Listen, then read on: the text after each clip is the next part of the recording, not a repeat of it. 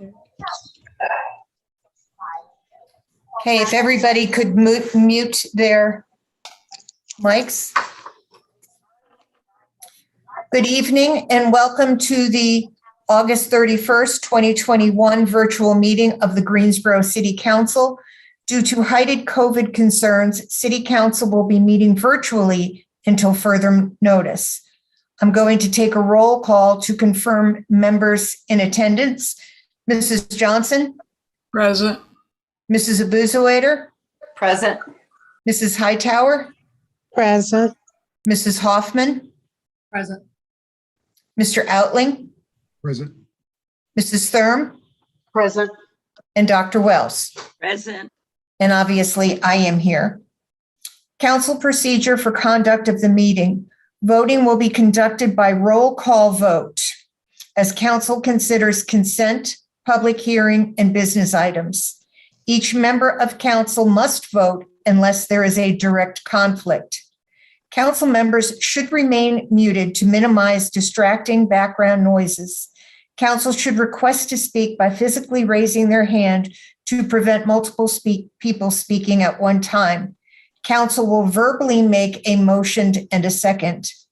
We do have a consent agenda for items C1 through C3, which are a grouping of agenda items that are voted on with one single vote to expedite what are believed to be routine and non-controversial items. Any council member may withdraw an item from the consent agenda due to a conflict of interest or for the purpose of voting no. Items removed from the consent agenda for discussion will be placed on the September 21st City Council business agenda. This meeting does include closed captioning. Depending on the length of tonight's meeting, we will take a short recess around 7:30. The seat formerly occupied by Councilmember Kennedy is now vacant.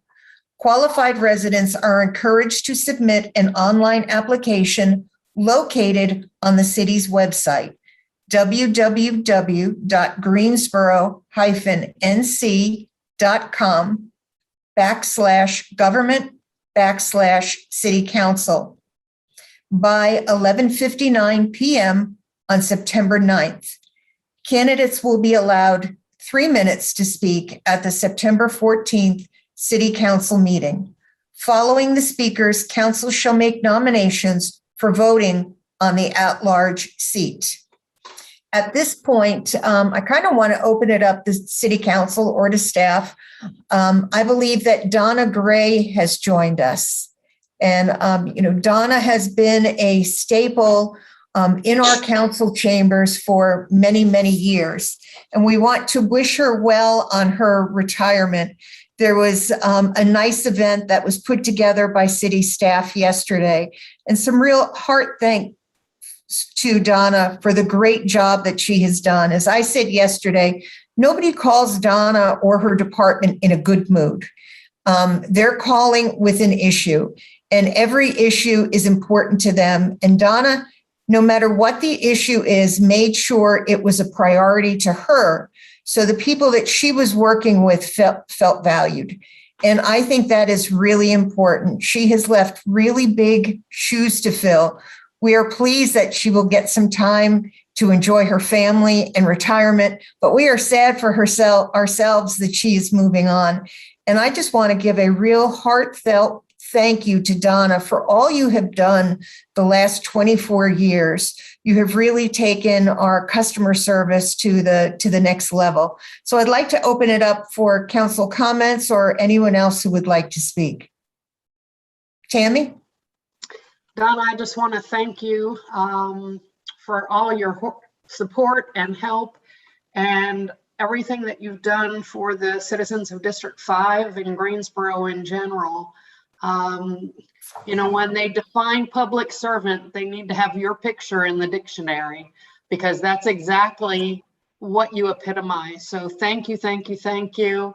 You will be dearly missed, but I know you've created a department that will carry on your work and make you proud. So thank you so much for all you've done for us. Donna, I want to just say thank you and deep gratitude to you. It's so wonderful, as long as I have served, to ask that somebody do something and you don't have to worry about it because you know it's going to be done and it's going to be done well and right. I want you to enjoy your retirement. If you want to go fishing, give me a call. And God bless you. Donna, it's Nancy Hoffman, and gosh, you've been a go-to person for me for my entire time on City Council. I can't thank you enough. You know, you've excelled at a level of customer service and handling situations for people, and you know, you did it so easily and with such finesse and grace and understanding. And I appreciate that very much. And my warmest and best wishes to you as you move on for this next phase of your life. Please enjoy. Mary Kay? Yes, Donna. Of course, I said a few things yesterday. I've known you actually since you came to the city of Greensboro, and you know all the things you've done with City Academy, the Mayor's Committee on Persons for Disabilities, all of the things that you've organized. And you know, I'm sure a lot of people don't know, but you did a lot of things on your own time, and that really showed me your dedication and compassion for everyone, and how much you truly, truly cared about the citizens of Greensboro. Someone said yesterday, it's not hundreds of people that you've touched, it's thousands. It's thousands of people who had a challenge or an issue or just got to know you out in the community. So I know I personally thank you, and I know everyone else does too. And we're just going to miss you terribly. I know you said your staff will do a good job, and I'm assured that they will because I know you trained them. But you know, you are the face. You are the one that we always went to. So thank you so much for all you've done for this city and for the residents in this city over all of the many years that you've served. You have served honorably, and I thank you for your service. Sharon? Well, Goldie had her hand first. Oh, Goldie? Donna, I want to say thank you to you for all of the fires that you put out when the complaints came from the citizens, and you handled them, you and your team. I really appreciate that. But hearing you yesterday saying that you did it because that's what you really wanted to do. So I thought about it. I said it's her God-given gift to work with people. We never saw any differences. And you know, we pick up things, but she just showed every person that came, whether they could see, whether they could talk, whether they could walk, she assisted them. But she said it wasn't for the job, but it was what she enjoyed doing. So you've really had a chance to fulfill your call. And I'm glad that you were able to do it at the city of Greensboro. We will miss you. We will. But enjoy yourself. Sharon? So Donna, I kind of reiterate everything everybody else has said, but just to say again today, I have been very thankful for your service. What many people don't realize is that when I call you, it's because a citizen has called me, and you recognize that. You recognize beyond my call and my request, it was because somebody had a need for something, whatever that was. So whether you responded to an email or you responded to a call from me or a citizen, you just did it. And so, I mean, when I plan things, I just call you and you took it over. People don't know. I really didn't worry about it. You know, you helped with logistics, but you took all of it away. And I'm really going to miss that. I understand you have a good team and they're going to do the same things that you've done, but there's something really special about you. Yesterday, I was saying that people don't know what you've done. And I didn't recount the story of how you helped someone who was not only blind, but disabled in the sense that they could no longer lift themselves up out of their chair. You found them a lift chair and got it paid for. Not many people would have done that, would have gone to that level of being so personable. So you do have big shoes, and you're going to be missed. I'm going to miss calling you and knowing it's taken care of. So thank you very much for making me look good. Thank you. Justin? Well, Donna, congratulations on your retirement. You really represent the best of Greensboro. As other council members have said, crazy, hardworking, bright, intelligent, empathetic, and also finds a way out of no way to get really great results and figure out solutions to problems, even where, to Council Member Hightower's point, the kind of formal abilities of the city as a government ceases, you still find a way to solve problems. And it's really evidenced by all the lives you've touched and all the people that I have met that have had singular interactions with you over the decades, but remember you by name and remember the thing that you did for them, their family members, and their loved ones. So congratulations on your retirement, and thank you for your many, many years of service and really being the best of our city. Donna, I wish that we were in person so that we could give you a personal goodbye and that we would give you a standing ovation right now, one that is truly deserved. We will miss you in your position, but we will miss you as a person and a friend. So thank you for all of your hard work, and we wish you best wishes on your retirement. We hope that you'll come back and visit. Absolutely.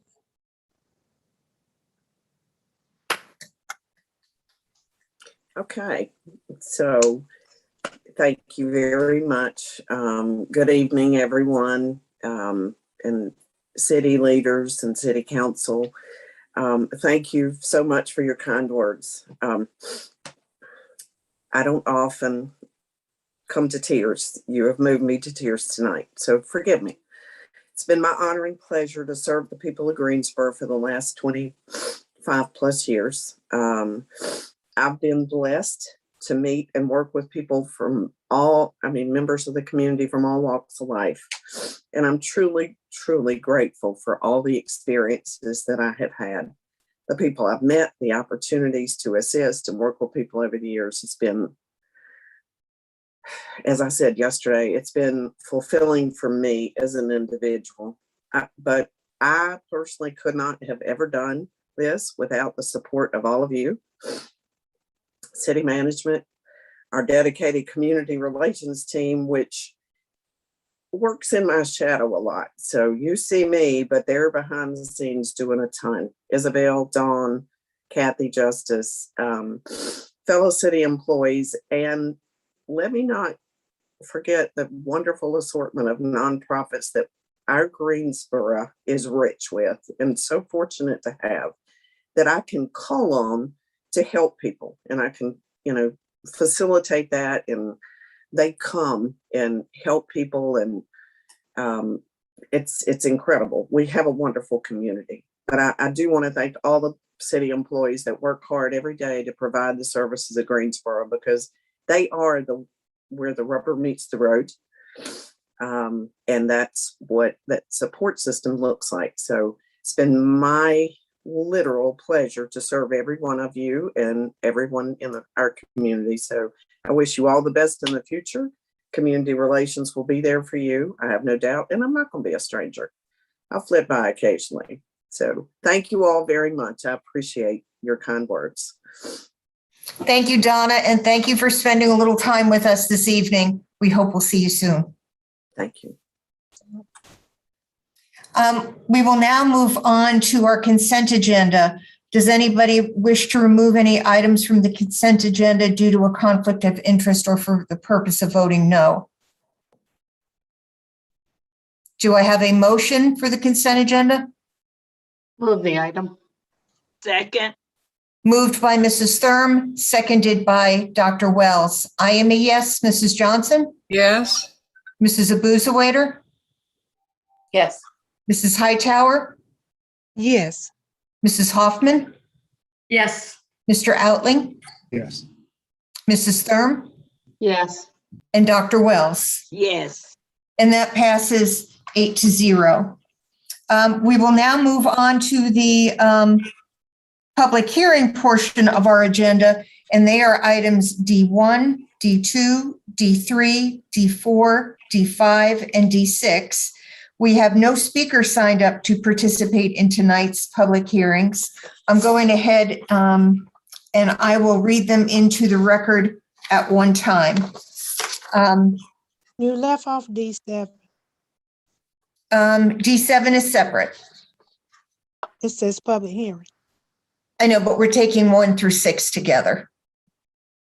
Separate votes, but it's being read in together. Proceedings of the public hearing on bond orders authorizing housing bonds, parks and recreation bonds, firefighting bonds, law enforcement facility bonds, and transportation. This public hearing is being held upon the orders entitled Order Authorizing 30 million housing bonds, 70 million parks and recreation bonds, 14 million firefighting facility bonds, 6 million law enforcement facility bonds, and 15 million transportation bonds, and that the City Council will immediately hear anyone who might wish to be heard or have questions on the validity of said orders or for the advisability of issuing said bonds. These items were postponed from our August 17th City Council meeting to allow for additional advertising. We do not have any speakers on these items. So do I have a motion for D1? So moved. So, Mayor. So moved by Mrs. Hoffman, seconded by Mrs. Abuzawader. I am a yes. Mrs. Johnson? Yes. Mayor, Mrs. Abuzawader? Yes. Mrs. Hightower? yes. Mrs. Hoffman? Yes. Mr. Outling? Mayor, at the appropriate time, I'd like to make comments on the bond items themselves. I defer to you, obviously, in terms of when the appropriate time to do so. I would say the appropriate time is now, since we're voting on them and already have a motion on the floor. Sure. I attempted to raise my hand to make a comment before we started voting, but I don't know if you saw me at that time. But in any event, with regard to all of the bond items, it's almost cliche at times that people kind of attempt to analogize city or government to family households. In many ways, those analogies don't work. But one way in which it does make a whole lot of sense is with regard to bonds and borrowing. Certainly, my household, Cora and I, there are situations in which we sometimes have to borrow for expensive things that we can't pay for out of our normal budget. When we do so, as any community should, if they're looking at bonds, should plan for that and not take out more than is necessary. As a household, Cora and I do it, really to make sure that we're able to meet unexpected needs in the future, as well as to make sure that we have enough in the future to provide for our household, including our children. Effectively, bonds are much like taking out and opening up a credit card or opening up a mortgage to borrow money. And really, they're borrowing, and they should be really used for priorities that can be paid for in the short run. And with that, it means that it's really important that if we talk about and we go through the process of borrowing money, that we plan carefully, get input from the community on its needs and priorities on the front end, and make sure that we're not taking away from our ability to meet future needs. And that is something that is really about the future and leaves future community members better off than they would have been but for the borrowing. This bond proposal, which we're obviously going to go through, calls upon the city to ask voters whether or not the city should borrow $135 million. In the past, I've certainly not only voted to give community residents an opportunity to have their say on whether or not the city should borrow money in millions of dollars, but in the past, I've actually affirmatively advocated for residents to, in fact, support the city borrowing those monies.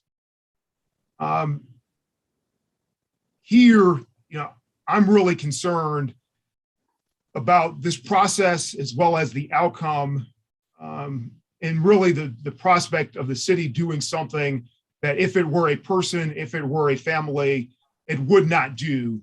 And that's borrowing a lot of money without a clear plan for how to pay for it, and without evaluating whether or not the borrowing is actually needed. Now, as we've discussed at many meetings, including our most recent city council meeting last week, the city fortunately is going to be receiving nearly $60 million that really was unexpected from the federal government in connection with the American Rescue Plan. We're also going to be receiving and have received $10 million from the federal government in connection with the Coliseum. So another unexpected millions and millions of dollars that the city has received. We are still in the process as a community of receiving feedback from community members about their needs and desires for those monies. And really, the public is still hopefully getting an opportunity to share their thoughts on that topic. Moreover, as many of us are aware, in connection with the most recent bond, which I certainly did support at all levels, 2016, approximately half or approximately only half of the money in connection with that bond has been borrowed and spent. So, I think community residents should get an opportunity to have their say on whether or not the city should borrow this money. I support community residents having their say. I'm going to vote in favor of giving everyone an opportunity to have their say whenever these referendums are put before community members. But I would just encourage people to really think carefully about this borrowing, think carefully about the need and the burden that it'll place on future generations and possibly other members of our community who would be more adversely affected than many folks as a result of the borrowing. And be sure to continue to hopefully let us as a city council know your thoughts, priorities, and needs around the American Rescue Plan. And I think that's something that's really important and that should really be going into these decisions that the city makes. So thank you, Madam Mayor. I appreciate the opportunity. And your vote is? Is yes. Mrs. Thurm Yes. and Dr. Wells. Yes. Thank you.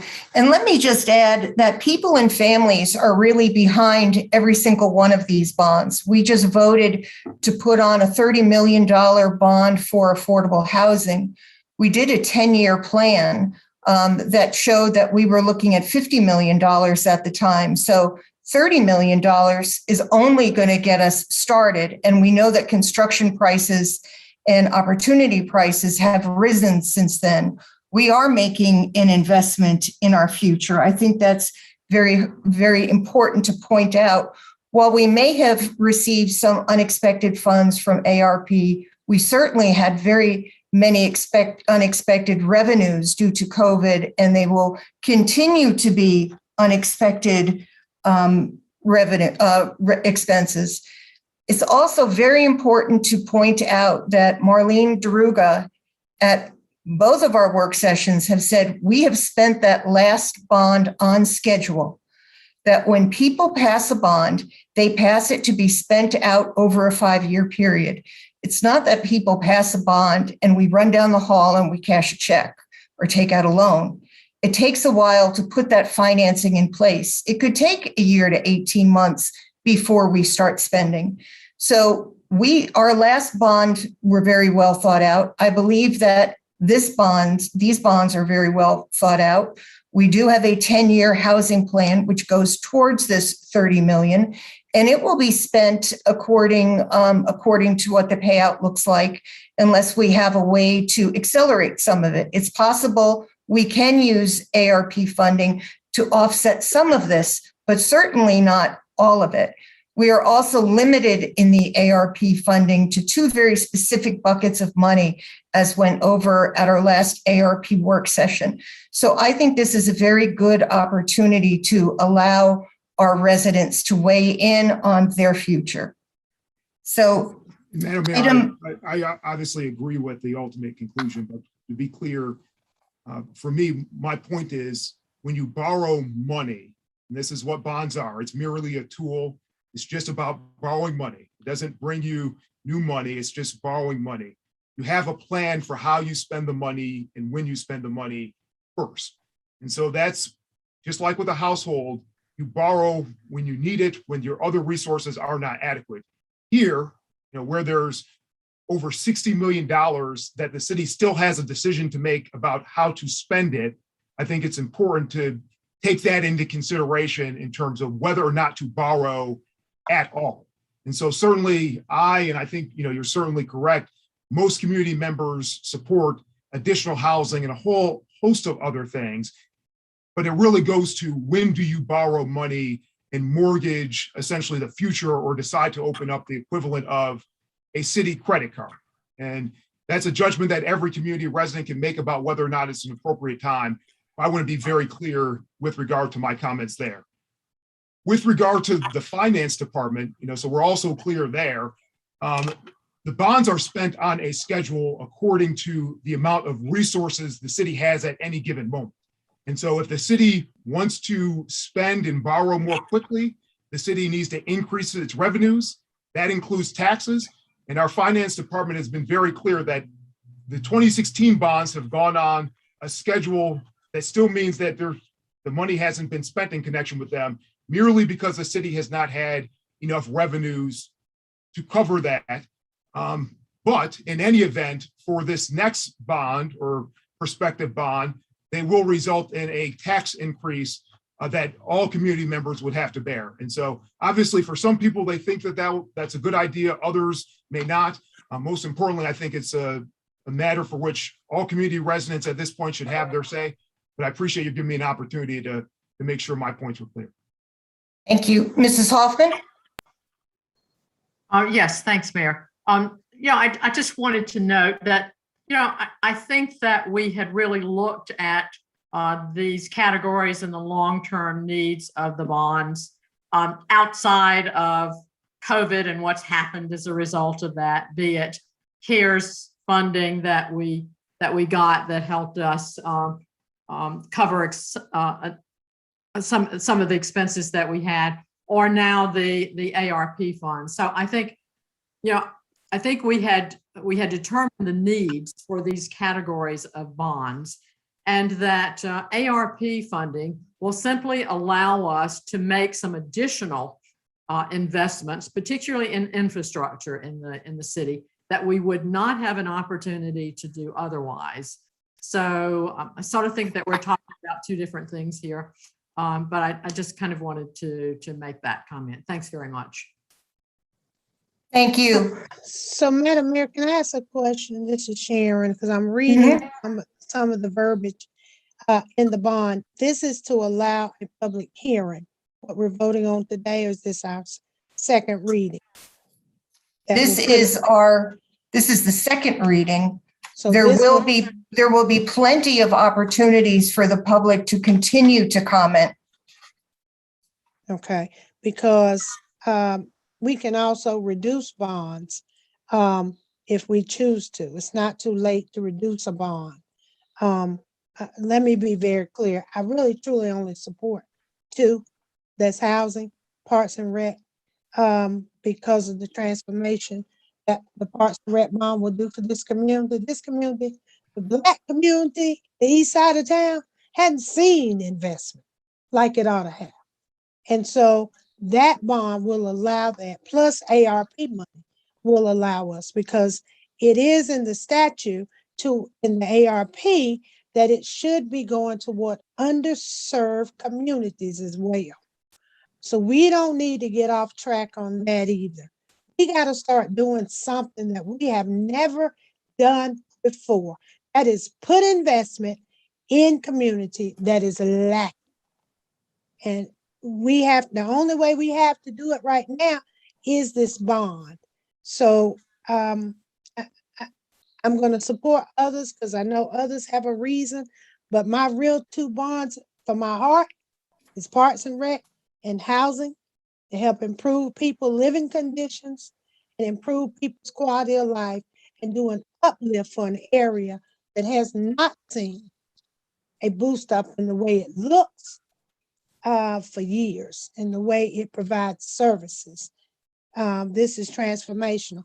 ARP money says it is also for transformational projects. So I don't want us to get too bogged down in doing some things because we got some money now that we wouldn't have had, and that we just do some things that I think we can find other ways to do as well. So I just want to be clear about my position, but I want to make sure I was thinking the right thinking. So this will go on a voter referendum come next March or April, correct? We have not decided which one, but it will be March or April. Okay. I just wanted to be clear because I want to make sure I was reading it correctly. Mrs. Thurm? Yeah, I just wanted to be clear for some of the viewers out there that as Councilwoman Hightower said, it is not too late for us to do something less than this amount on these bonds, but we're at a point where we have to say, based on the calendar, that it will be no more than this. So we will be in the upcoming months, we'll be talking about the ARP money, we'll be figuring out how to allocate funds and trying to pin down project costs and that kind of thing. But we're just at a calendar point in time where we have to say, this is the maximum that we will consider. We're not locking ourselves into this amount. So I just wanted to clarify that for those that are watching, and I know this whole process can be very confusing. I appreciate Assistant City Manager Davis taking time to explain it to me, as this is my first walk down bond lane, so to speak. And so I wanted to make sure people understand we have not just approved these bonds at these amounts going on the ballot. All we've done is called for hearing and said that the bonds, should we decide to put them on it, can be no more than this amount. And that's all I wanted to clarify. Thank you. No, I think we are voting to put them on the ballot. We can reduce the number. We can reduce the amount, Mr. Davis, correct? But we can't switch it to another category. We're locking in the maximum amounts to these categories, I believe. That's correct. If you want to go higher on any of the individual categories, we have to start the calendar over. Mm-hmm. Thank you. Ms. Abuzawader? Thank you, Madam Mayor. I just wanted to mention, I hear some back and forth. It almost sounds like a debate on here, but you know, we've had work sessions. Staff has worked so hard on all of this, identifying areas. When the talk of bonds first came up, Mr. Davis and his staff told us, okay, it may mean that we would have a slight tax increase in year 3 or 4, but yet if revenues increase, then we perhaps will not need any of that, which is what I'm banking on and hoping for. But so many of the things in the that we've talked about, council members and staff, are things that seriously need to be taken care of. You know, our infrastructure, our housing. I mean, these are not things that we're doing just to look pretty. These are things that we really, really need. And I would just find it hard to believe that we as a council could not support all of the times we spent on how much is the dollar amount. How much is this going to be? How much is that going to be? What does this entail? What does public safety need? What does the fire department need? It just kind of boggles my mind that we're now having this discussion after we've had all of this, the work sessions before about it. And, you know, we are here to vote on allowing it to go before the public. So I'm not quite sure why all the back and forth. I think we need all of this. I think we need to keep it the same. Just my humble opinion. I'm not speaking for anyone else, but there's been a lot of work put into this, and all of a sudden now we're trying to micromanage it apart. So just my thoughts. I could be wrong. Anyone can differ with what I've said, but that's the way I feel. Dr. Wells? I'd like to call for the question. I'd like to So- call for the question. We're still on the housing bonds, and Mrs. Thurm? And if I could make one more brief remark, just to be clear. Staff has done a wonderful job, and I've commended them many times, both in public as well as private, for the terrific job that they did, especially providing information about what the likely consequences will be if the bond is approved by voters and the council borrows the amount that it contemplates borrowing in connection therewith. My concern and my point is that bonds are tools. And so just like a credit card or a mortgage is a tool, it's not an end in of itself. The fact that you have a mortgage or have a credit card exists independent of the actual need for which you borrow money. And so there are certainly needs across our city. They are tremendous. Whether or not you borrow $135 million to address those needs, or whether or not you use ARP money or $10 million from relief that effectively was provided to the Coliseum that was already in our budget to be covered by our normal budget, that's really the question. Is this the best tool for us right now, given everything that exists? And as I said, I think it's ultimately something that I hope all council members support, allowing voters to decide, because ultimately it's we as a community who bear the consequences of it. But I think it's important to be really clear about what bonds are. They're a tool. They're a tool. Thank you. Thank you. Item number D2, and that is for 70 million Parks and Recreation. Mrs. Move the Hightower? item. Move the item. Moved by Mrs. Hightower, seconded by Dr. Wells. Mayor, I apologize. Can I interrupt for just a second? before Yes, you please. take the vote? I apologize. I do want to be very clear about the calendar that we're working on so that all council Hello? members know what your options Hello? are. Tonight is our second reading of the bond orders. You had your original bond order reading on July 20th. So tonight is our second reading. So this does put into place the dollar amounts that would go to the referendum. So any change, any up or down after this point, we would have to redo that initial referendum bond order.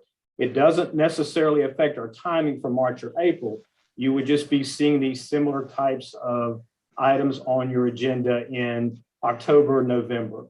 But I want to make sure that I did not explain that well the first time through. Movements after tonight in either direction, up or down, would have us reintroduce those bond orders. So you would see them back on another agenda for a first reading and then a second reading and a public hearing. So Thank sorry you. for the confusion on that. No, Thank you that's for the fine. clarification. Item number D2 is 70 million Parks and Rec, and that was, the motion was made by Mrs. Hightower. It was seconded by Dr. Wells. I am a yes. Mrs. Johnson? I see you shaking. Yes. Ms. Abusawader? Yes. Mrs. Hightower? Yes. Mrs. Hoffman? Yes. Mr. Outling? Yes. Mrs. Thurm? Yes. And Dr. Wells? Yes. Thank you, and that passes 8-0. D3 is for the 14 million in firefighting facility bonds. Move the item. Moved by Mrs. Johnson, Second. seconded by Mrs. Thurm. I am a yes. Mrs. Johnson, Yes. Ms. Abusawader, Yes. Mrs. Hightower, Yes. Mrs. Hoffman, Yes. Mr. Outling, Yes. Mrs. Thurm, Yes. and Dr. Wells. Yes. Thank you. That passes 8-0. The next item is for 6 million law enforcement facility bonds. Move the item. Moved by Mrs. Thurm, Second. seconded by Ms. Abuzawader. I am a yes. Mrs. Johnson, Yes. was that a yes? Yes. Ms. Abuzawader, Sorry, my screen flipped. okay.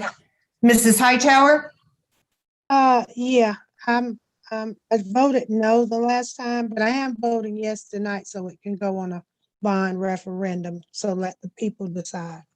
thank you. Mrs. Hoffman, Yes. Mr. Outling, Yes.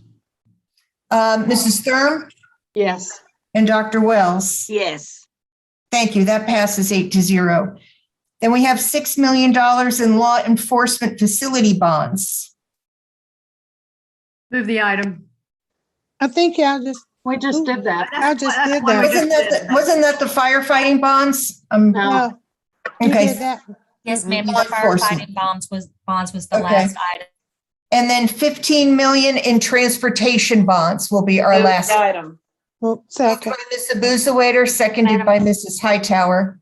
Pardon me, Madam Mayor. I am on item D5, and that one is showing for the law enforcement facilities bond. And I had that moved by Nancy Hoffman, and I did not get a second. Well, that's what I said, and I was told we had done it already. Second. So, I moved law enforcement. so law enforcement, seconded by Ms. Mary Kay. Abuzawader. Okay, Moved by so me, seconded by Mary Kay. 6 million law enforcement facility bonds. I am a yes. Mrs. Johnson, Yes. Ms. Abuzawader, Yes. Mrs. Hightower, yes. Mrs. Hoffman, Yes. Mr. Outling, Yes. Mrs. Thurm, Yes. and Dr. Wells. Yes. And lastly, 15 million in transportation bonds. And that is moved Move the by item. Ms. Second. Abuzawader, seconded by Mrs. Johnson. I am a yes. Mrs. Johnson, Yes. Ms. Abuzawader, Yes. Mrs. Hightower, Yes, Mrs. Hoffman, Yes. Mr. Outling, Yes. Mrs. Thurm, Yes. and Dr. Wells. Yes. And that passes 8-0. Now we move on to item number D7, and this is actually a very long reading of D7. Public hearing for refunding of Coliseum Complex Limited Obligation Bonds, Series 2014 and 2018A.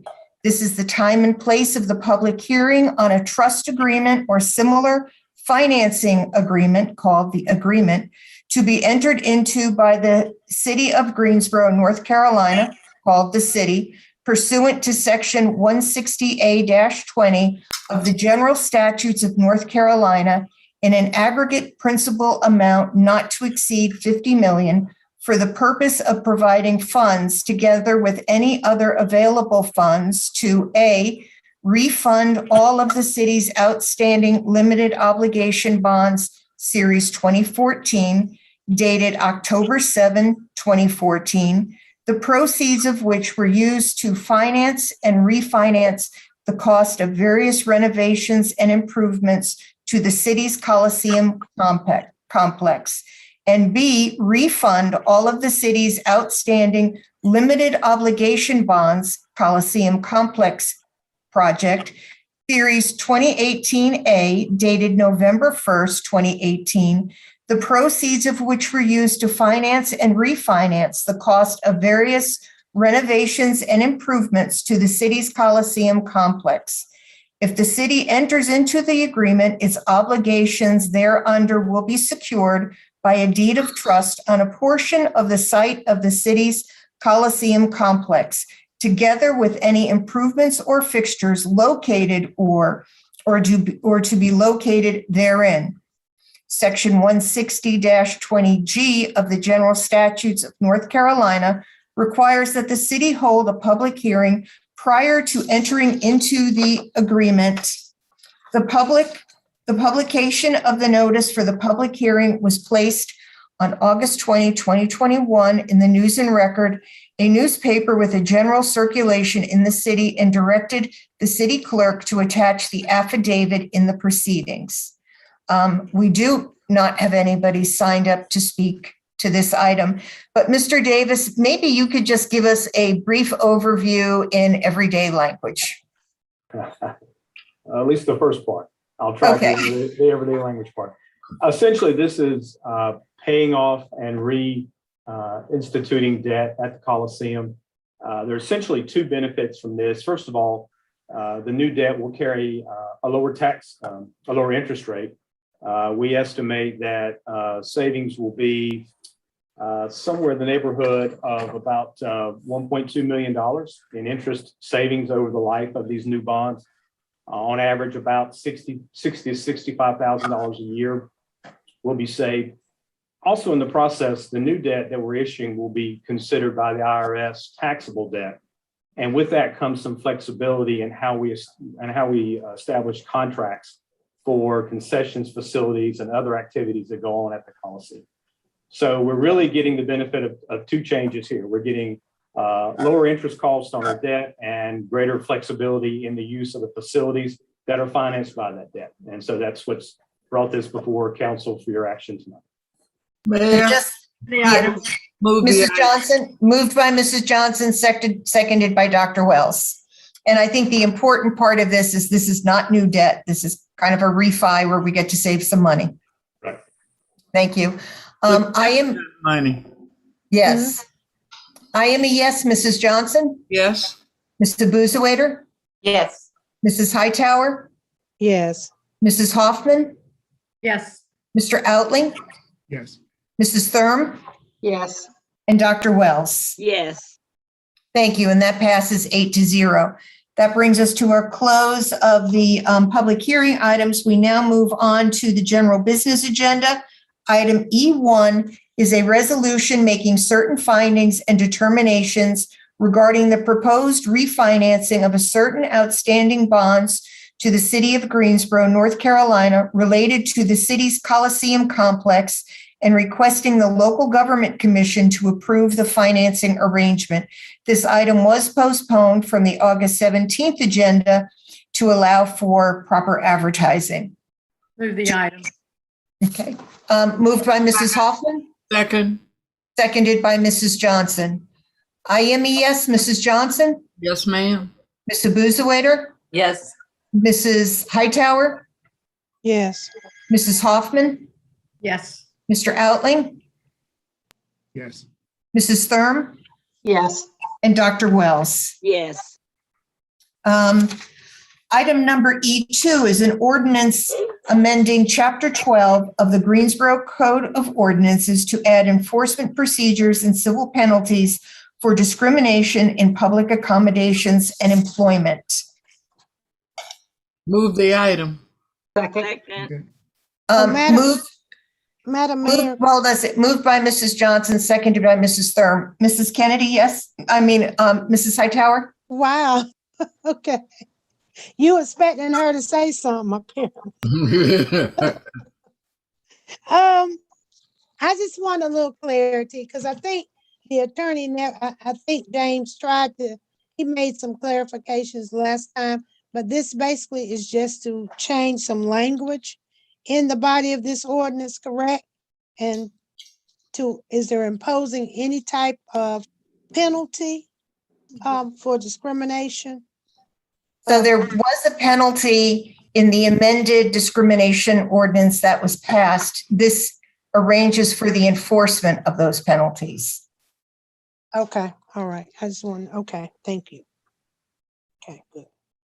So we did have a motion and a second. I am a yes, Mrs. Johnson, Yes, ma'am. Mrs. Busewader, Yes. Mrs. Hightower, Yes.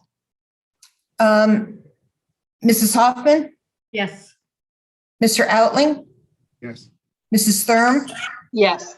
and Dr. Wells. Yes. And that passes 8-0. In addition to this, I had a conversation with our interim city manager regarding something called a badge buddy program that I heard about that is being done elsewhere. And I wanted the city manager and perhaps Maria Hicksfew or Dr. Jones review and see if this is something we could use in the city. And basically what it is, behind the badge that every city employee wears, there would be another badge that hangs down a little bit. And what it would do is it would show that those individuals have taken a course and that they're better informed to talk to people about issues, whether it's race or sexual orientation or gender. And at the bottom of the badge, it shows you kind of what topics these people have a little extra knowledge about or can help advocate for the other employee. And it just raises awareness and resources for support. And it's a way to appreciate the people for going above and beyond. So this is something that I hope that we can bring back to council at a later date. So I just wanted to let people know that that was something that was under discussion. Let's see. And then item number E2 is an ordinance amending. Oh, that's what we did. Item number. Bear with me, I got out of. So now we are going on to the resolution E3 establishing a redistricting committee. We had some good discussions about it at our work session, and I see that Mr. McCarley is on the phone. If you would like to bring us up to date, and also Attorney Matthews, who was in our work session. Thank you, Mayor.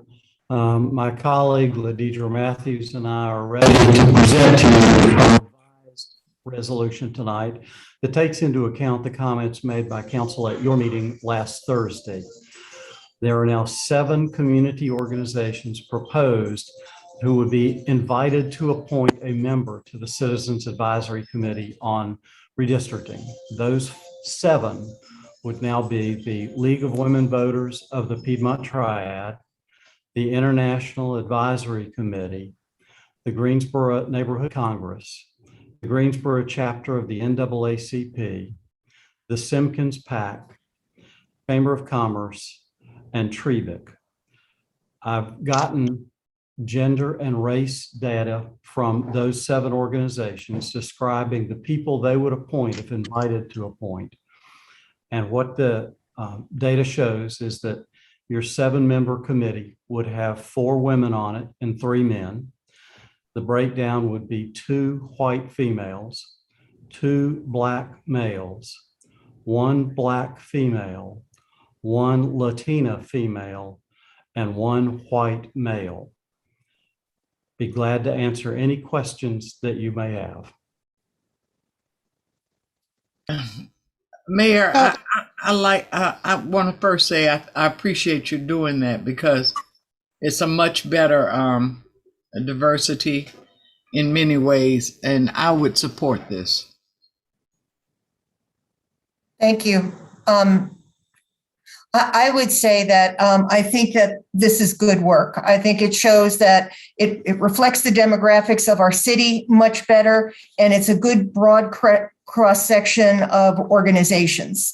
So I want to thank you for your hard work for the last couple of weeks, looking at a different way that you could bring this committee before us. And I think it was work well done. Thank you both. Thank you. Yeah, I would like to thank them too, because they heard what we were saying. I feel a little bit more comfortable that it does. And women rule, so women should be in charge. It should be the majority. So like what you heard on that as well. But the way our city is trending, I think this is more the way we need to be looking at it for us now. Would I like for it to be an all Black women? But I understand the rationale and I support the rationale. Thank you for hearing and talking, Ladidra. Good conversation we had.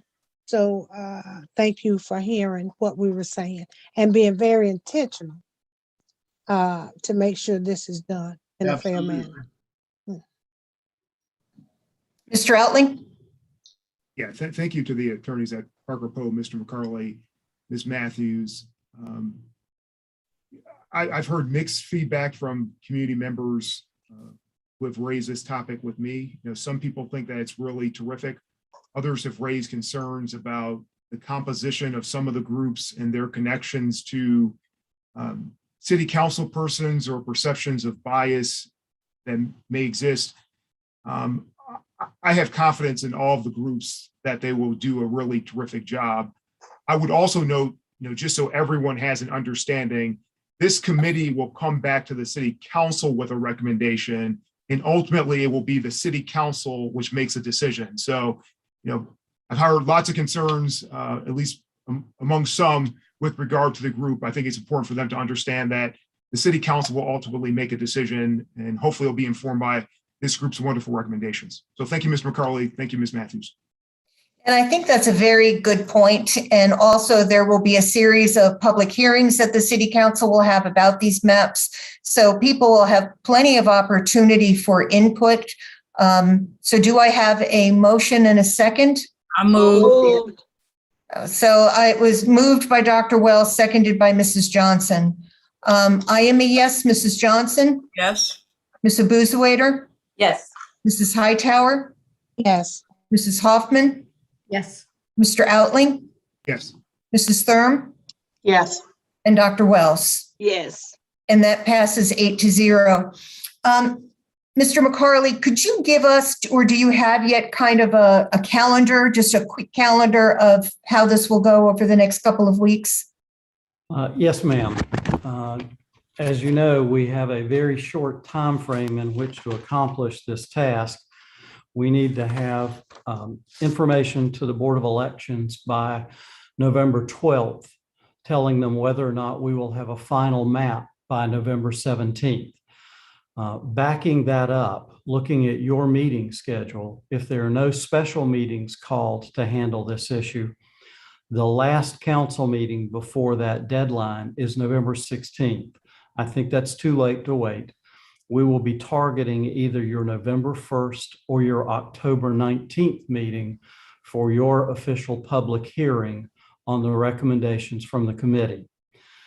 I think that the committee will probably have 4 meetings. Their meetings will be first an educational meeting to go over redistricting law, to talk about how redistricting is actually done on a map, and to talk about the schedule and the criteria to be used. Then the second meeting, and if they come back with criteria at that meeting, then your staff and Ms. Matthews and I will work on some maps that match that criteria to bring to them at their second meeting. I think the third meeting for that group could be a public input meeting, and then the fourth meeting would be a recommendation back to you. So we need to accomplish that in something between 45 and 60 days. It will be a fast ride, but I believe that we can do it. And thank you for saying that, because I do want everybody to understand this will be an open process. These will be public meetings, so people can come in and observe the process. So, we are going to be as transparent as we can be. Yes, ma'am. Madam Mayor, can I ask a question? May not fit here, but if somebody is there, Mr. McCarley, space if somebody was to bring another map from somewhere, if they wanted us to see that, does your schedule allow for that? Absolutely, Ms. Hightower. A frequent occurrence in a redistricting plan is for citizens or groups to bring forward a map they think would be appropriate. And the job of your staff, Ms. Matthews and me, will be to analyze that map and give you data, and then bring it to the full committee, your redistricting committee, to make a recommendation on. But yes, there is ample opportunity for anyone or any group to submit their proposed map. Okay, thank you. I just wanted to make sure people understood that if they want to draw up a map, that they could bring it, but it would have to be analyzed. So thank you for Yes. that. And again, I want to thank you both for your hard work, and we look forward to the outcome. Thank you all. Thank you, ma'am. Yeah, thank you. Interesting. So this brings us to the end of our agenda, but I would like to call on our interim city manager, Chris Wilson. Thank you, Madam Mayor. As many of you know, we suffered a very serious incident at police headquarters downtown last Friday, and we've requested the opportunity to update you on our assessment work, in particular, Police Chief Brian James and Assistant City Manager Trey Davis are going to cover some of the work that's been going on and some of the work that will continue to go on with regard to assessing safety for our residents and our staff. But before I turn it over, I would like to commend our police chief for not only swift action, but swift communications in getting messaging out about the situation and how it was handled. So with that said, I'm going to turn it over to Chief James. Thanks, Chris. Good evening, Mayor and City Council. Thank you for the opportunity to speak. Chris has already referenced the incident from Friday. I just want to give you a little bit about what we've done. Yesterday, I directed senior command staff to set up work groups at each facility, which will be led by command staff members. It'll be comprised by sworn as well as civilian members. But what we're going to do is look at the security measures that we currently have in place at each facility and make sure that they are actually working as they should. In effect, cameras, various doors and things like that, but also looking at what type of enhancements we can do at our different facilities. Obviously, this incident was the worst that we've ever seen at a facility. I've never seen a crime scene at a police facility throughout my entire career. So certainly it was unnerving, but we've had a number of incidents at various facilities over the years. I'm speaking specifically about police facilities, and there have been talk and concerns about security at various times throughout my career. I think this incident is probably one of the worst things that possibly could happen, but it does give us an idea of the possibilities of what could happen if you have a person or persons that are determined in doing something. So we're going to look at enhancements that can be made within our facilities, and we're going to do that quickly. And after we vet those recommendations within the department, I will send interim city manager Wilson those recommendations about what we would like to see going forward to try to make our facilities as safe as possible for all of our employees as well as the public. I'd be glad to answer any questions if anyone has any. Chief, I just want to thank you for your very quick response. It really was shocking what happened on Friday, and certainly our best wishes are to all of those who were involved. I know that you're going to be doing this safety evaluation through your facilities, and I just want to say as a city council, please know that we're going to support whatever we need to do in order to keep the public and our employees safe. I know that the last substation that was built was D2 over on Sobar Street, and that has a really good fence around it. I've heard a lot that, other facilities would like similar fencing, similar security, and I know that will go part of your plan as you're looking forward to moving ahead. I do want to thank you for your swift response for something that was, so unexpected, but we want to make sure certainly that nothing like that happens again.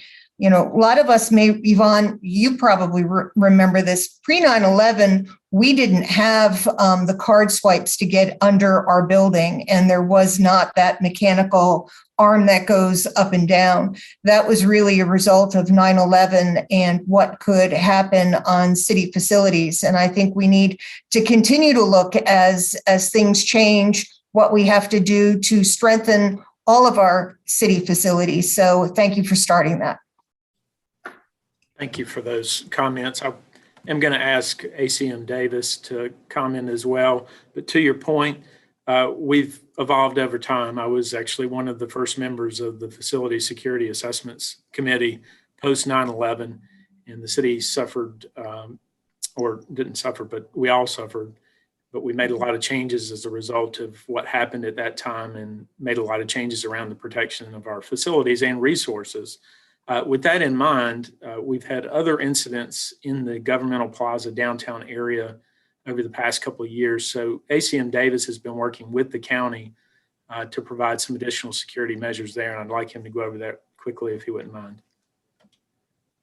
Thank you, Manager Wilson and Mayor and Council. And, you know, as the chief gave the description of what happened, and then the comments regarding safety of all facilities, we have been looking at that and doing a total assessment.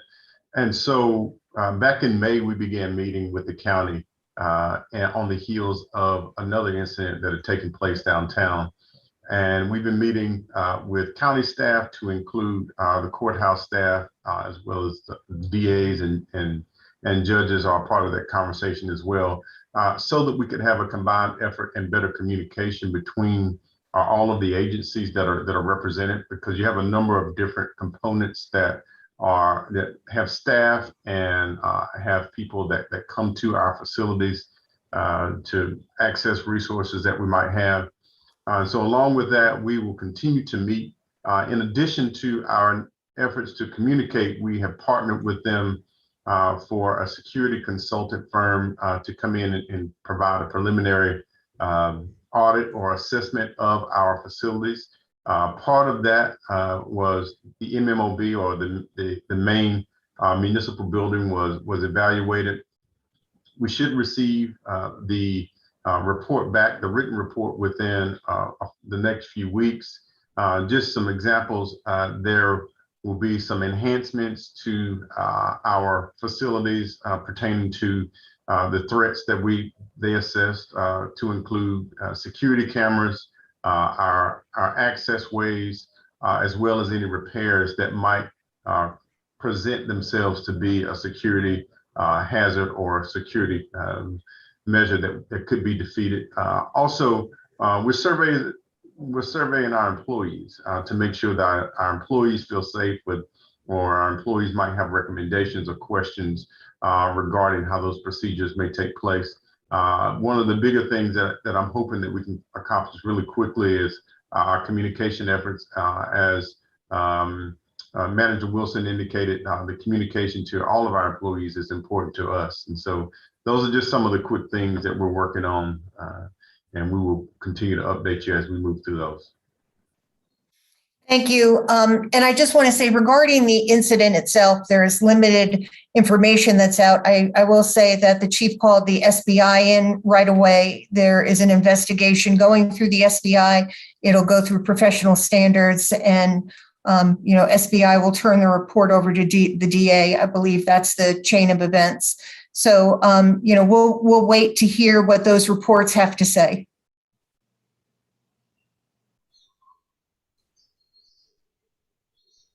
Gentlemen, thank you very much. We appreciate the safety security update, and we look forward to getting those results. And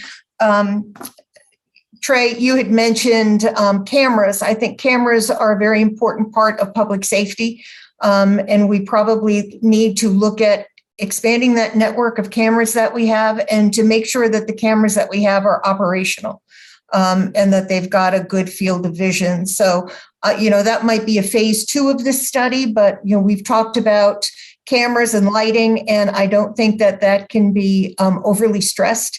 In addition to, city buildings, we've heard from the people along Spring Garden about safety measures that they would like to see, and that includes cameras and lights and any other things we can do to help them, because they seem to be a hotbed at this point. So I know that this is all part of an ongoing discussion. Well, just for the purposes of public, Madam Mayor, I'll say that it's not only a discussion, but some of that work is taking place right now. Right. So if you walk through our plaza area, you'll see additional cameras have already been put in place. We've activated other cameras that may not have been in use before. We are continuing to work. You mentioned Spring Garden. We're continuing to work on that. The lighting was phase 1, in addition to some of the police work that's going on there. So that work is continuing. Discussions have to be had, but action will continue as we have those discussions.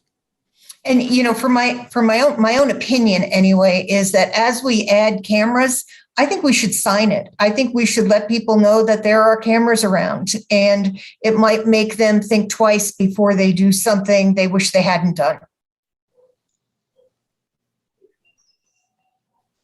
So that we can move on to council comments. Gentlemen, thank you for that update. If council, let's do appointments. I think somebody had an appointment. Mrs. Hightower, do you have any appointments? Yes, I actually do. I have received a resignation from Sylvia Standback, who's on historic preservation. And I would like to appoint Sharon Graber in her place. I second that. Sharon Grabe is an excellent choice. She is. It'll be really good. So I am a yes. Mrs. Johnson? Yes. Mrs. Boozawaiter? Yes. Mrs. Hightower? Yes. Mrs. Hoffman? Yes. Mr. Outling? Yes. Mrs. Thurm? Yes. Dr. Wells? Yes. That passes 8-0. I'm not sure if you received this gentleman's name, Lacey Colson. I need to put him in the data bank. Angie, I don't know if you I received a couple of phone calls from him. So I don't Yes, know if ma'am. you did have his information. Okay. I know that you all automatically are now putting people in data bank, but I still kind of like to be sure, just for my own peace of mind and guarantee as I speak to people, and he wants a position, but I have to work some things out.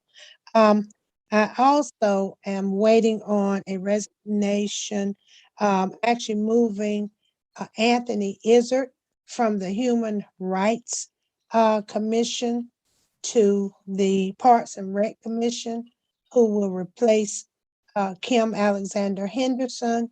She no longer can be reappointed and her term is at end.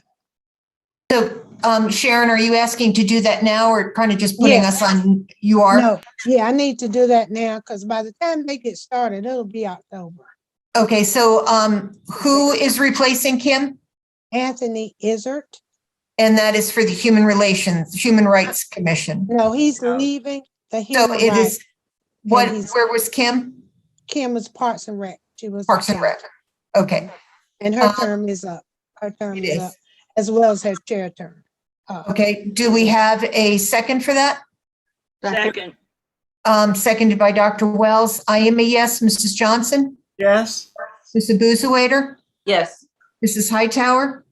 Yes. Mrs. Hoffman? Yes. Mr. Outling? Yes. Mrs. Thurm? Yes. And Dr. Wells? Yes. Thank you. I also need to reappoint Camille Best to the Commission for the Status of Women. Second. And that is seconded by Mrs. Boozawaiter. I am a yes. Mrs. Johnson? Yes. Mrs. Boozawaiter? Yes. Mrs. Hoffman? Yes. Mrs. Hightower? Yes. Mr. Outling? Yes. Mrs. Thurm? Yes. And Dr. Wells? Yes. That passes 8-0. Okay, thank you. I will have about 8 more next meeting. So, Thank you for the cleaning up. warning. right, because I'm cleaning up my database.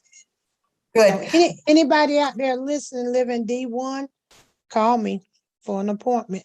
I got some openings. Thank you, Dr. Wells. I'd like to reappoint Blake Odom to the Park and Rec Commission. Second. Seconded by Mrs. Hightower. I am a yes. Mrs. Johnson? Absolutely. Mr. Boozawaiter? Yes. Mrs. Hightower? Yes. Mrs. Hoffman? Yes. Mr. Outling? Yes. Mrs. Thurm? Yes. And Dr. Wells? Yes. And that passes 8-0. I also would like to reappoint Tiffany Rudd to the Commission on the Status of Women. Second. Second. And seconded by Mrs. Hightower. I am a yes. Mrs. Johnson? Yes. Mrs. Boozawaiter? Yes. Mrs. Hightower, Yes. Mrs. Hoffman, Yes. Mr. Outling, Mrs. Thurm, Yes. and Dr. Wells. Yes. That passes 8-0. And I'd like to make an appeal to District 2 folks. I need someone for participatory budgeting, and I need someone for the redevelopment commission and for the minimum housing standard commission. So if you're interested in any of those areas, please contact me. Thank you very much, Mr. Outling. No appointments this evening. Thank you. Thank you. Mrs. Hoffman, No appointments, Mayor. Mrs. Thurm, None tonight. Madam Pro Tem, None tonight. Mr. Busewader. None this evening. Thank you. Okay, council comments, Mrs. Hightower. Yes, Madam Mayor. Want to, first of all, next meeting, would like to invite, and he's been trying to get here, Mr. George Jones. As you know, Piedmont Business Capital has a new executive director replacing our very good friend, Wilson Lester. I'm excited about him because he has the same enthusiasm, Mr. Lester. So I think it's going to be a good team. So hopefully at our next meeting, he will be able to come and meet all council, introduce himself, and I'm sure he's going to be reaching out to each and every one of you. We also, this past weekend, worked in conjunction with Reginald McCaskill from Winston-Salem, having his 8th annual Triad Minority MWBE workshop. And this year was a little different. The award ceremony was held in Winston. We recognized Savor the Moment Bakery. We recognized African American, the store in the mall, the name slips my mind right now, Jackie White and her mama, who have the African American and More store in the mall, was recognized. They were given the Miss Eunice Dudley Award, and we recognized some other small minority businesses here. But on Saturday, we had a fair, a minority MWBE fair over at Kaylee, and there was over 40 minority vendors there, 40. And we can't let Winston-Salem come into Greensboro and host something that we should be hosting. So next year, we're going to do it at the Coliseum in August. And we're going to explode it. We have a lot of local minorities. My little girl who was there, who makes the lemonade, she was there, as well as several. Coconut Oil Lady, our MWBE office, of course, was there. I hate that you all missed it. It was 12 to 5.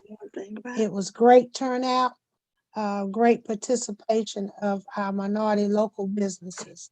Entrepreneurship is certainly the way we know is the undergirdment of a community. And so I was thrilled to hang out with them and celebrate with them. But again, these are our Greensboro people. We need to be lifting them up and supporting them in all ways possible. So look for that next year in August at the Coliseum. My final, we did have a tour down Randaman Road last week. I think it was, where city staff was, I think I may have brought this up already, but we are looking to highlight some things. Lighting is, of course, very concerning. You know, there are areas that are pretty dark.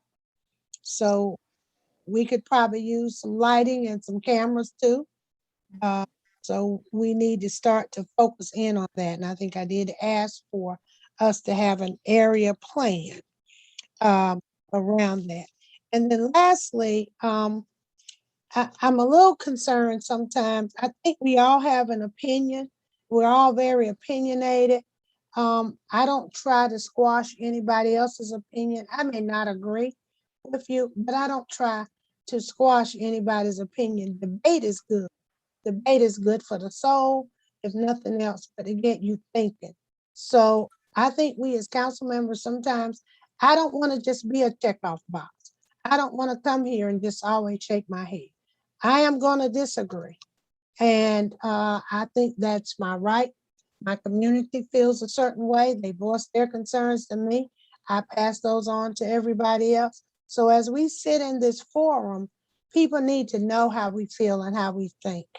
And so I just sometimes I'm a little disturbed by what I sit and hear sometimes. While I don't agree with them about some things, I respect your right to have a difference of opinion.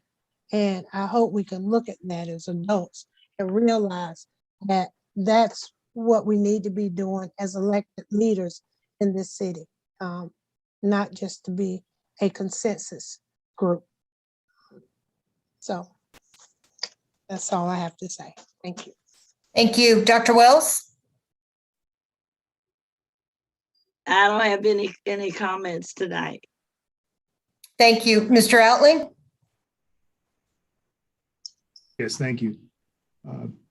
As our community and certainly council members are aware, the Atlantic Coast Conference, ACC, has indicated that it is considering relocating out of Greensboro, which is obviously its historic home and really a large basis on which we are a tournament town. There are essentially two steps to a possible relocation. The first step is considering whether or not to essentially explore it further. And then the second step is to look at what other options may be. I know that many of us have talked with different members of our community in furtherance of doing everything we can to keep both the ACC as a headquarters as well as the tournaments that have a really tremendous economic impact. I will say, however, there's no substitute for collective council discussion where all of the council is working together and from the same playbook. And so, Mr. Interim Manager, kind of consistent with our conversations, I would encourage that, even if it's in private, since it's an economic development matter, that a meeting of council members be scheduled so that we can address things proactively, especially if it moves from the first step to the second step. Hopefully it will not, and hopefully the case will be made and the ACC will come to a great conclusion to stay home in Greensboro. But really, obviously, the old idiom is always true. Failing prepare is preparing to fail. And so I would encourage that we have that collective discussion to make sure all of our efforts are maximized together. Thank you. Thank you. Mrs. Thurm? Yes, a couple things. Number one, today is International Overdose Awareness Day. And just wanted to mention to folks, we don't realize all the time how big a problem this is in our community, but it is. We've had 571 overdose and 93 deaths in our community, and there are resources out there, and please, if you don't know where to reach out to or don't have a way to reach out, let us know, let somebody know, speak out to somebody, and let's get folks help. In addition, several meetings ago, we had talked about having a work session on traffic within neighborhoods, and I believe Ms. Cockburn was going to come back to us and schedule a work session on traffic and speed mitigation and those types of things in neighborhoods. And I would like to follow up on that, make sure that does get on the calendar soon. And my last item is I want to thank the folks at Random Woods neighborhood. We had a get together in Random Woods. I guess it was 2 weeks ago now. Had a great turnout, a lot of activity. A lot of interest from people in the community. We are going to be doing a walkthrough of Random Woods Park this Friday with Miss Washington and someone for Parks and Rec, and look forward to helping focus even further on improving that park in addition to the improvements that are coming down from participatory budgeting. So I just wanted to thank those neighbors in Random Woods that showed up. And it was great to see you all again. And thank you very much for inviting me. And I think that is about all I have for tonight. Thank you, Mrs. Johnson. Yes, I wanted to let you know that there's a vigil tomorrow evening at 6:30 at South Street and Randleman Road. Cure Violence is sponsoring this, and it is in reference to a shooting and killing last week. So those of you who can come, I would invite you to come. Thank you, Ms. Abusawader. Thank you, Madam Mayor.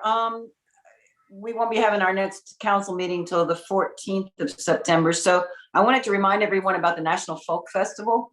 It's certainly free. I think Tammy and I did the Bucket Brigade before. I know Tammy volunteered, maybe, and I know the mayor's volunteered, maybe others, but it's a really, really enlightening and inspirational time when you're downtown and everything's going on. They are asking that people wear masks if they are not 6 feet away from other people. So there are some rules that are going to need to be followed, and those are on the website. Just wanted to remind everybody.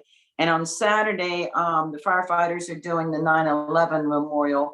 That is on the 11th, the actual 20th anniversary of 9/11. So they are doing that. I think it starts at 9 o'clock. I know it starts between 8:30 and 9. I did want to address just briefly something Mr. Outling was talking about, the ACC. And yes, we all need to be cognizant and we all need to be aware of what's going on with that. But I serve on the Sports Foundation. I'm on the board of directors, and actually had Rob Goodman speak to my Kiwanis group today. So that was very enlightening because he talked quite a bit about the ACC. It's really something that actually happened today. A lot of people think that the ACC staff are the ones going to decide whether or not to move. They don't, that's not the way it is. This is an assessment, and the 15 presidents of the colleges and universities are the ones who select. And Madam Mayor, you may be able to support me on that is how it is done. Yeah, so I learned a lot about it today. And of course, I think we all need to be vigilant. And I know all of us are pushing, we want you to stay here. But it's not anything that, is specifically, he was talking about, so many of the colleges and universities love it when they come here. We've got some challenges here, but overall, everyone talks about how wonderful Greensboro is. And I really think we will rise to the top. But I want to make it clear, it is an assessment of Greensboro. It's not all of a sudden they're going to pick up and move. There's a lot that goes on in doing the assessment, how it's all discussed and how everything is finalized, and then how the presidents of the colleges and universities vote on it. So I just wanted to make that clarification. Last thing I'll talk about, Mrs. Johnson mentioned about a vigil tomorrow evening. Last Friday, there was a vigil for Angela Evans, who was killed in a bicycle crash. The Sunday before that, she was hit on English Street. And what we had last Friday with the family, Bikesboro was involved in the vigil, bicycling in Greensboro, the family, of course, and our own Greensboro Department of Transportation, Lydia McIntyre, there were several there, and Vision Zero. So here we had another pedestrian killed, I believe, today. We're going to really be pushing out Vision Zero because unfortunately, those are areas that are increasing by the day. So don't know if it's distracted driving. I don't know what caused the one on English Street specifically, but I do know that distracted driving is causing a lot of this. And I certainly hope the legislature will try to bring that bill back up when they can, because I certainly think that is something that would help us reduce the pedestrian and bicycle fatalities. So that's all I had for this evening, Madam Mayor. Thank you very much. Regarding the ACC, I'm thankful that Commissioner Phillips has been as transparent as he has been. And as he said when he was interviewing, that they were going to look at all of the operations of the ACC. This is not about the location only. They'll be looking at their media contracts, with name licensing and image. That is really something new to college sports. We're looking really at a changing landscape. They recently announced their alignment with the Big Ten and the Pac-12. So we see that college athletics are changing. But, the ACC has been here for over 60 years. They're part of our fabric. But, the SEC is run out of Birmingham, and Birmingham is a similar city to we are. And I think that we, along with our community leaders and certainly the city council and the county commissioners, can really give a good case on why they should stay here. There is the rise of football, that football generates the most revenue when it comes to college athletics. So there are a lot of different things that the ACC is considering. This assessment is not focused just on location. It is a large operational assessment, and we are just one portion of it. To us, it is the most important portion. I get that. This is something that all of us have grown up with.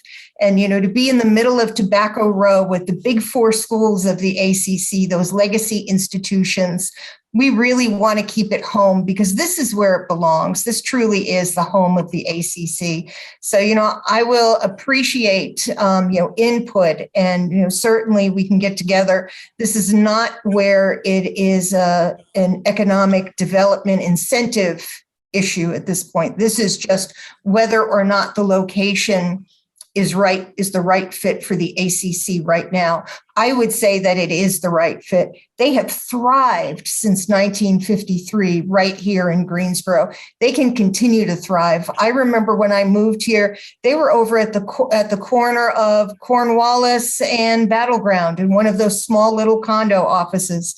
And then they moved over off of Wendover to Landmark Square, and now they're out by Grandover. So I think that we in our community can pitch a really good case on why we are the right fit for the ACC. Today, I had the opportunity to sit on a mayor's roundtable discussion with a mayor out of Georgia and one out of Mississippi by the Stacey Abrams run Southern Economic Advancement Project. And it was really interesting to hear, these fellow mayors talk about things that they wanted to spend ARP funding on. And three things came up, which I thought was really interesting. And one is violence interrupters, that they thought that this was a good time to look at a program like Cure Violence and look at violence interrupters. The other was participatory budgeting, that they knew that other cities did participatory budgeting and that they wanted to use some of their ARP funds for participatory budgeting and to get people involved in the budgeting process. And the third was deploying mental health workers with the police department. So it was all I could say, not to say we're doing that, but I felt real good because there are other cities looking around to emulate the programs that we have right here in Greensboro.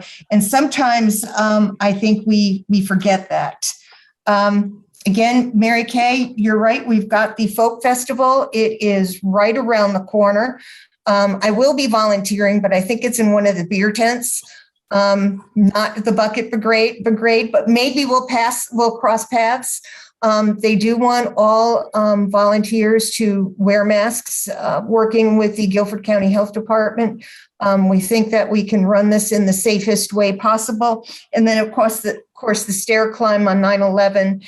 And this year, we're going to do something a little different and have expand the footprint of the Folk Festival down to where Elman Lewis is and do a concert for our first responders on that sad 20th memory of 9/11. I think people walk down Elm Street and they walk by that Gallucci statue and don't even really realize what it is. That statue, that monument that Mrs. Hoffman helped bring downtown has part of the steel that was in the Twin Towers. I look at that, and to me, that really is sacred ground. And I think as a community, we need to recognize how important that statue is and what it represents. And when we say never forget, we really can't forget what happened. And for a while there, we were really united as a country. And I look forward to the days when we are united as a country once again, but hopefully under much better circumstances. So we have an awful lot to look forward to over the next couple of weeks before our next meeting. Our next meeting, we will vote to fill the vacant seat. And I believe we may be up to about 36 applications thereabouts. I think 2 or 3 of those applications are from people who don't live in the city, so they will be disqualified. But that still leaves us with a lot of applications pending. We really didn't put any qualifications other than living in the city on those applications. And I was wondering if there was any thought, if there was a way to address some of the pending applications. I know one thing that's important to me is that people have voted in past city council elections. I think if you want to sit on the city council, you should have at least voted in city council elections. I don't know if there's a threshold that anybody wants to put out there, or if there are any other qualifications that we might want to look at now, or just be prepared, to hear from over 30 people at this point. Dr. Wells, I see your hand. I did hear you say that they would have 3 minutes. I wish they would include what they've done in the city or in their community that helps, that they think would give them, will qualify them to sit on the council. Because when we listen to so many and you have to do it in such a short time, if they would try to include some of the things that they've done. It's on that application too, Golden, if they've had some involvement, It is, but just like we all campaign, people will be campaigning for this seat. Oh, so yeah. what they've done is important. So Mayor, for me, if I may, I have my hand up, I don't know, after Cody. And I'll just be transparent. Anyone who has announced that they are publicly running, I'm not considering. So, I mean, they can send their application in. That's the freedom of right. But for me, that is something I think would give one who already has publicly done that. They've had fundraisers, been on Facebook, made announcements, an unfair advantage. And for me, that's my threshold. I don't know about anyone else, but that's mine. So. Thank you. Any other thoughts or comments or?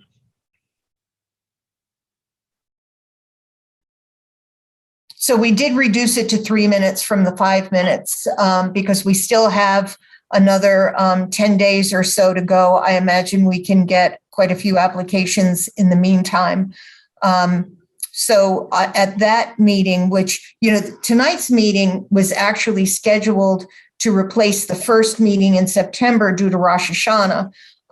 We just scheduled the meeting the second Tuesday in September to accommodate speakers from the floor and for this very important item.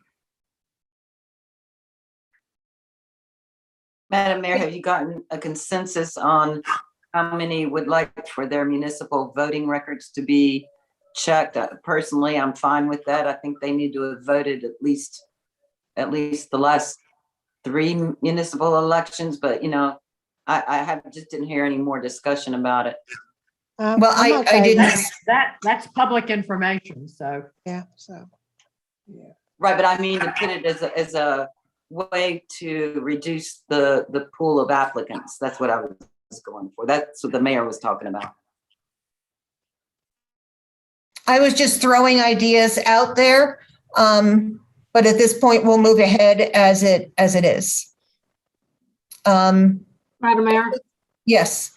I like the idea of requiring somebody to vote or to have voted. However, I'm thinking 3 years, that means you had to have lived in Greensboro at least 8 years or 9 years. You know, if council wanted to put something like that in, I would reduce that number of votes because I think there are great qualified people that may have been here less than 9 years. Thank you. That's a very good point. All right, so we'll move on as it is. Those are the end of my comments, Mr. City Manager. Just really quickly, I appreciate the focused dialogue tonight on our highest priorities. I will say that Wallet Hub gave us a favorable ranking again this year. We moved from number 4 to number 3 as it relates to best cities to drive in. I'm sure folks may debate that here and there, but drive in Charlotte and see how you like it. We're very proud of that ranking and wanted to share that with you all again this evening. I also would just ask you to continue to keep the family of Desmond Cornelius in your thoughts and prayers. 22-year veteran of our team. As you all know, we consider this to be family, and when we lose one of our own, it hurts deeply. So please keep his family in your thoughts and prayers. Thank you, and thank you for mentioning that. That really is a huge loss to the GPD family and to our community.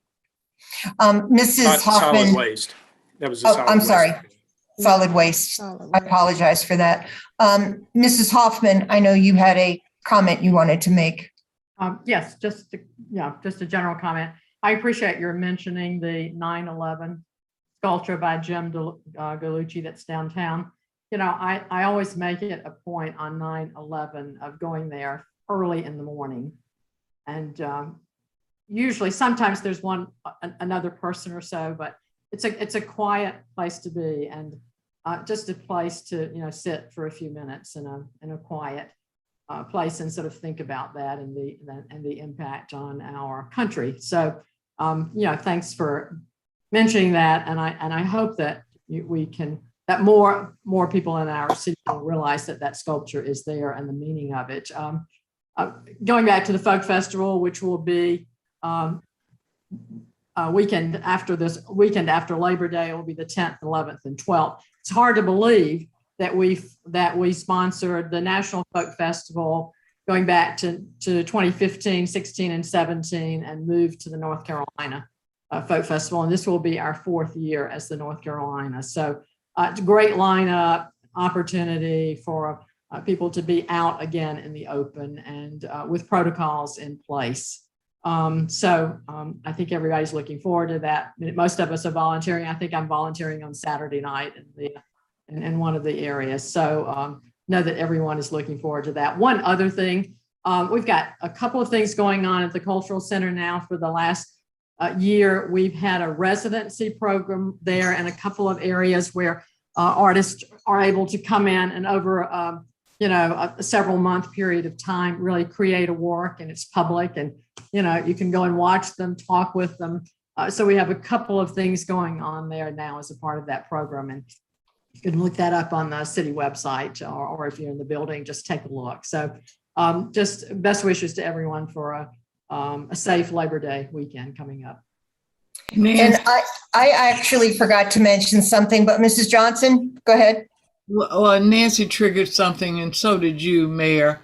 I think as often as we can, we need to use our cable to educate our community and educating them about the statue and why it's there and where it is and what what the significance of it is. I think would be a great thing for us to put on that station.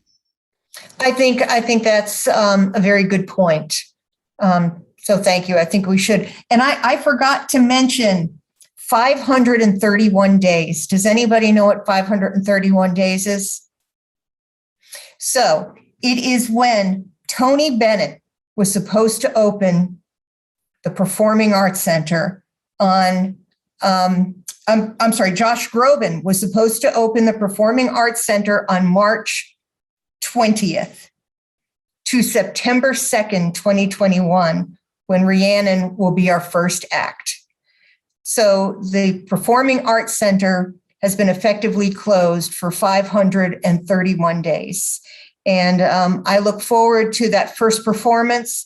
I want to congratulate the staff of the Coliseum for keep getting the Coliseum booked and getting the Performing Arts Center booked. Those have been big revenue generators for us, and they're big revenue generators for our small businesses. So I just wanted us to keep in mind, I don't know that we've realized how long it's been, but it's been 531 days so far.